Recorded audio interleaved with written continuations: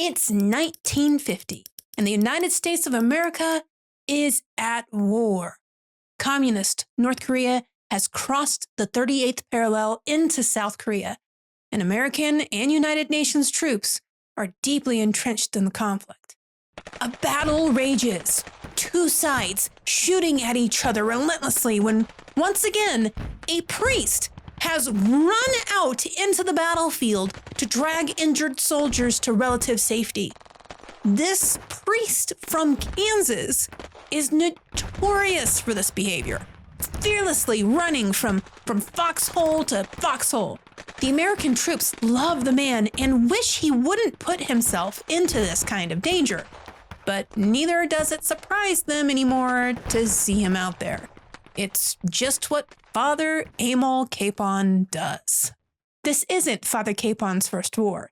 In World War II, he would travel nearly 2,000 miles a month to minister to those in service, bringing the sacraments and tending to the wounded, sick, and dying.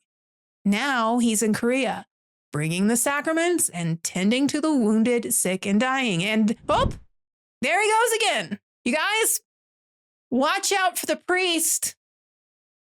Father Kapaun was literally saving lives out there and souls. When his battalion of about 800 men ran into a fresh, just entered the war Chinese army of about 20,000 men, many of the battalion retreated. Not Father Kapaun. He stuck around and rescued nearly 40 men as the battle raged around him, because, of course he did. But being so largely outnumbered, what remained of the battalion were captured as prisoners of war. The prisoners had a long walk ahead of them. Those who couldn't walk were executed. As a Chinese soldier raised his gun to execute a wounded Herbert Miller, Father Kapaun pushed the soldier with the rifle away and supported Miller so that he could walk.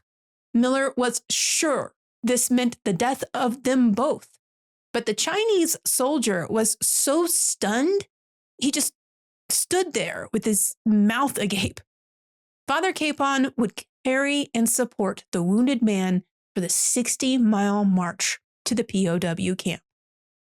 In the prison, the guards hated this man of faith, calling his Christianity poisonous propaganda because they're communists, so of course they did.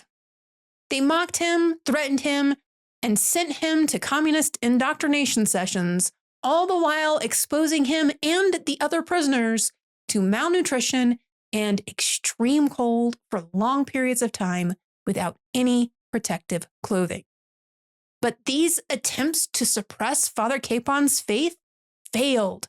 He somehow managed to sneak food to starving prisoners, led the men in prayer, cared for the sick, washed clothes and bandages, and probably most dangerously, openly challenged the anti-religious claims of communism. This man, this priest, kept giving the prisoners hope. So, when Father Kapaun, malnourished and weak, became ill, the guards saw an opportunity to rid themselves of what they saw as a nuisance. They came to take him away to the hospital, which the men called the death house, because the prisoners that went there never came back. The men begged and cried when the guards came to take Father Kapaun away, but it was futile. A fellow prisoner, Mike Dow, was in tears. Father Kapaun said to him, "Mike, don't worry about me. I'm going where I always wanted to go. And when I get there, I'll say a prayer for all of you." And then he did something incredible. He turned to the guards and he blessed them as he prayed, "Father, forgive them, for they know not what they do." At that, he was taken away. They would never see him again. And with his body likely being tossed into a mass grave near the river, would never even get the chance to bring his body home to Kansas. This amazing priest of virtue and faith was lost in Korea forever. Or was he? Over 50 years later, a man named William Hansen sat in a VA waiting room.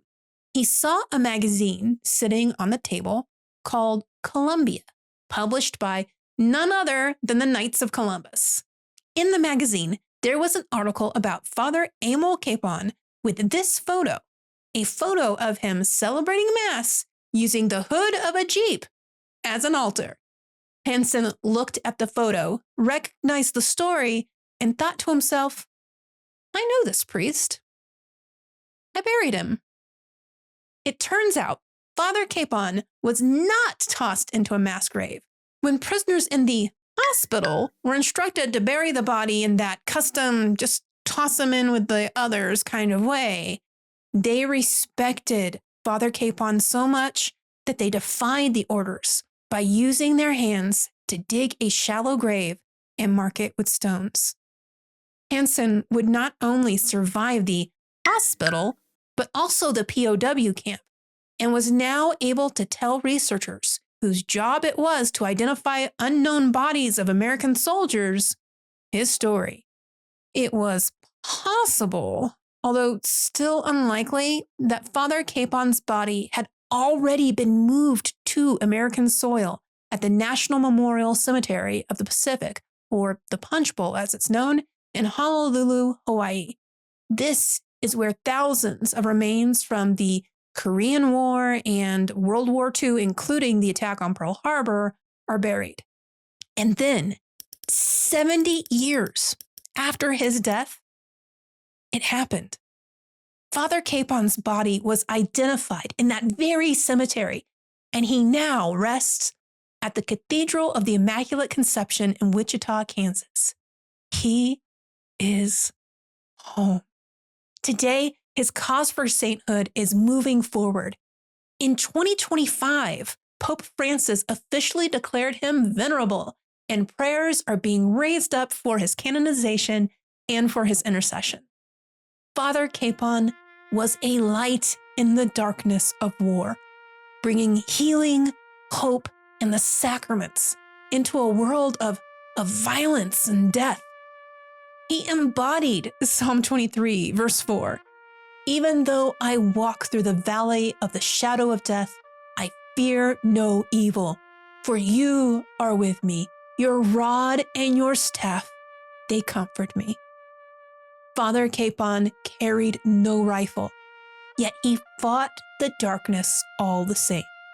We should follow his example and bring light into the darkness of our world by fearlessly allowing Christ's light to shine through us. God of mercy, if Venerable Emil Kapaun is among the blessed, grant us his intercession through your will. Amen.